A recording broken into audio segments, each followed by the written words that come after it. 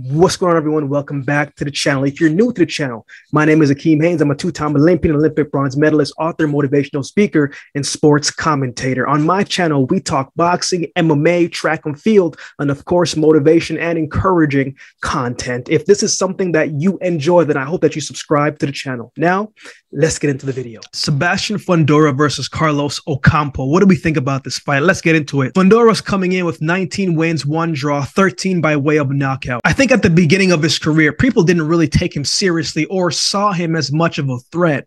They probably saw him as this tall, lanky guy who would break down as the fight goes on. But the more you watch Fundora, the more you realize, wait a minute, this guy isn't who we thought. He isn't what we thought. Fundora in this division at 154 pounds is a tough night for anyone because of his physical attributes. 6'5", 6'6", 6'7", whatever number that you look at, mixed with the type of reach that he has. One thing is for sure is he's generally always going to be the tallest guy in the ring, right? To reach those heights, you're looking at the heavyweight division, but he's not fighting in that division, right? So that's what makes him special. That's what makes him different. That's what makes him unique. But what makes him interesting is the fact that Fundora, for his size and his frame, likes to fight on the inside.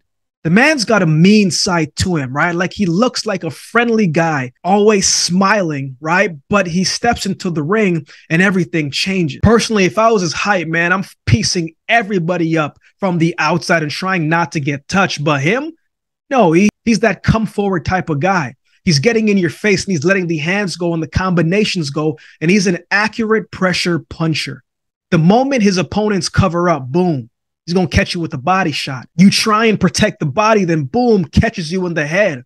You try and take a step back to gather yourself, and then boom, he catches you with looping shots from all angles. With his physical presence, he can almost get any shot, and he has a mean uppercut as well, too. And with that reach, man, he really unloads from a short stance and short position. In his fight against Jorge Cota, he broke Cota down each round, but he got caught with a lot of shots as well. Cota caught him with left hooks, with right hooks, with looping wide punches.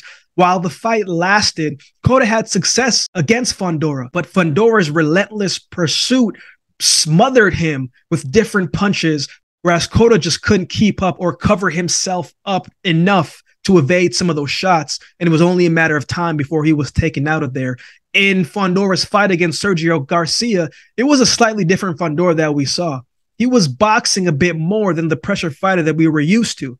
Garcia came to fight as well, too, and I think he was a lot slicker and honestly better than Fundora thought that he was going to be. But I thought Fundora used the distance well. I thought he landed good shots, good straight hands, and used his jab more than I was used to seeing him in that fight. But I didn't see that same aggression that we're usually accustomed to in that fight. But sure enough, that did not last long, because against Erickson Lubin, which I think was his toughest fight today. I mean, that was an action-packed fight from round one from both men, right? Both men took a lot of punishment, but again, Fundora broke down Lubin. The length, the size, the reach, the output, and the pressure, and the different angle of punches. It was just a lot for Lubin to keep up with, right? Lubin looked rough after the fight. If you haven't seen that fight, or maybe you want to refresh your memory, I'll put it on the screen here somewhere, but Lubin looked rough. And I thought it was a very good stoppage by his corner, protecting him and not letting him finish out that fight, because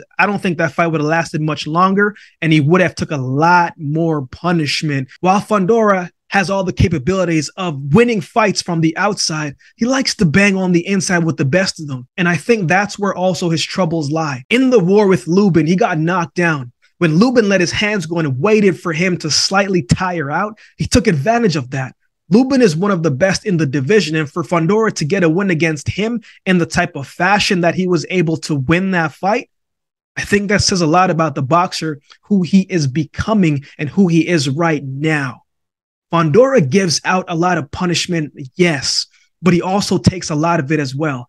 He's there to get hit. It's just, can Ocampo match the work rate and take advantage of the opportunities when they come? But let's talk about Carlos Ocampo. 31 wins, 1 loss, 22 wins coming by way of a knockout. He's got good size to him, and he's coming into this fight with a lot of confidence and positive momentum. He was the underdog against Mikhail Zubski and won that fight by KO in the 9th round. Since his loss against Errol Spence, he's improved offensively and matured in his style, and now has been much improved since that loss. I mean, he's more patient, calmer demeanor. His shot selection is a lot better. He sits down on his punches a little bit more. He's a good body puncher and has a nice mix of combinations. He has a good jab as well, too. I don't think this is going to be an easy fight as most people think, right? I think Ocampo is going to come, and he's going to come in ready to fight, and he is not going to go away with ease as many people think.